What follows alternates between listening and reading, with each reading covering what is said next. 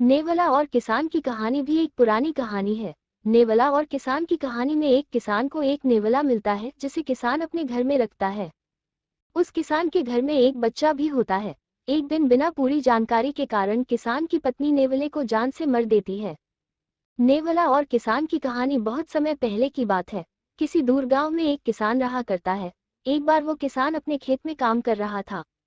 खेत में काम करने के द्वारा किसान को एक घायल नेवला का बच्चा दिखाई दिया। उस किसान को उस जख्मी नेवला के बच्चे पर बहुत ही दया आ गया। वो किसान उस नेवला के बच्चे को अपने साथ अपने घर ले गया। वो किसान घर पहुंचकर उस नेवला के बच्चे के जख्म पर मलहम लगाया। अब वो किसान सोचने लगा कि अगर मैं उसे जंगल में छोड़ दूंगा तो यह मर भी सकता है। मुझे कुछ समय इसको अपने साथ रखना चाहिए। जब ये स्वस्थ हो जाएगा तो फिर मैं इसे जंगल में छोड़ दूंगा। फिर उस किसान ने उसे अपने घर में रखकर पालने को सोचा। पर इस पर उस किसान की पत्नी राजी नहीं थी क्योंकि उसके घर में के 2 महीने का बच्चा था।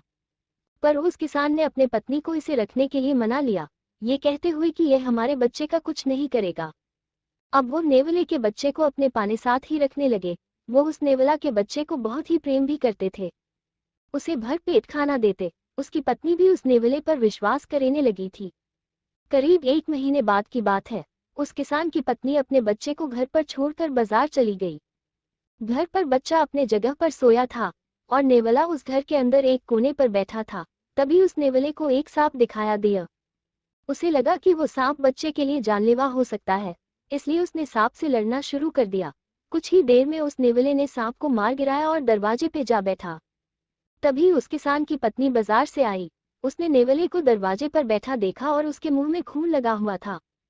नेवला के बच्चे के मुंह में खून देखकर वो पागल सी हो गई। उसने आव न देखा ताव उसने सब्जी से भरा टोकरी उस नेवले के बच्चे के सिर पर दे मारी, जिसके कारण नेवले के बच्चे की तुरंत ही मौत हो गई।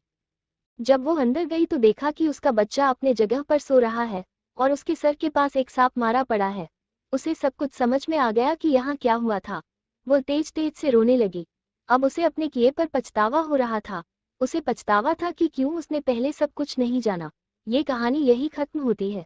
पर इस नेवले और किसान की कहानी से हमें सीख मिलता है कि हमें कोई भी फैसला लेने से पहले सब कुछ जान लेना चाहिए।